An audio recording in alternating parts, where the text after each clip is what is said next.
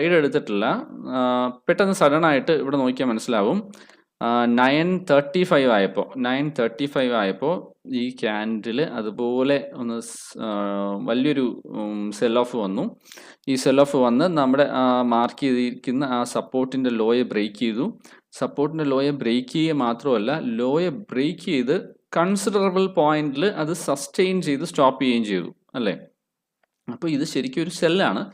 കൺഫർമേഷന് വേണ്ടി നിങ്ങൾക്ക് വോളിയം നോക്കാം. വോളിയം എന്നുള്ള രീതിയിൽ നിങ്ങൾക്ക് ചെക്ക് ചെയ്യാം. കൺഫർമേഷനിൽ നല്ല വോളിയം ഉണ്ടെന്നുണ്ടെങ്കിൽ അത് വളരെ വളരെ കൺഫേംഡ് ആയിട്ടുള്ള ഒരു എൻട്രി ആയിരിക്കും. അപ്പോൾ ഇത് ഒരു പൊട്ടൻഷ്യൽ ഒരു എൻട്രി പോയിന്റ് ആണ്. അപ്പോൾ ഈ പൊട്ടൻഷ്യൽ ആയിട്ടുള്ള എൻട്രി പോയിന്റിനെ എങ്ങനെ യൂസ് ചെയ്യാം എന്നാണ് നമുക്ക് അടുത്ത് നോക്കാം എങ്ങനെ നമുക്ക് യൂസ് ചെയ്യാം ഈ പൊട്ടൻഷ്യൽ എൻട്രി പോയിന്റിനെ. അപ്പോൾ നെക്സ്റ്റ് നമ്മളിത് ഇവിടെ എൻട്രി എടുക്കില്ല. ഇതിപ്പോൾ ഇത് ബ്രേക്ക് ചെയ്തു ക്ലോസ് ചെയ്തു. ഒരിക്കലും ഇവിടെ ചാടിക്കയറി എൻട്രി എടുക്കരുത്. അത് ബിഗിനേഴ്സ് ആയിട്ടുള്ള ആൾക്കാർ വരുന്ന വലിയ മിസ്റ്റേക്കാണ്. മാർക്കറ്റ് ഇവിടെ നമുക്ക് നല്ലൊരു റിസ്ക് റിവാർഡ് റേഷ്യോ ഇല്ല. അതുകൊണ്ട് ഇവിടെ പോയി എൻട്രി എടുക്കാൻ നിൽക്കരുത്. പകരം ഇതിനി ഇവിടുന്ന് ബൗൺസ് ചെയ്ത് മുകളിലോട്ട് വരുന്ന സമയത്ത് എൻട്രി എടുക്കാൻ വേണ്ടി ശ്രമിക്കുക. ഇപ്പോൾ നമ്മൾ വെയിറ്റ് ചെയ്യുമ്പോൾ മാർക്കറ്റ് ഇവിടെ ഇങ്ങനെ ചെറിയൊരു മൂവ്സ് അങ്ങോട്ടും ഇങ്ങോട്ടും ഒക്കെ ചെയ്തുകൊണ്ടിരിക്കുകയാണ്.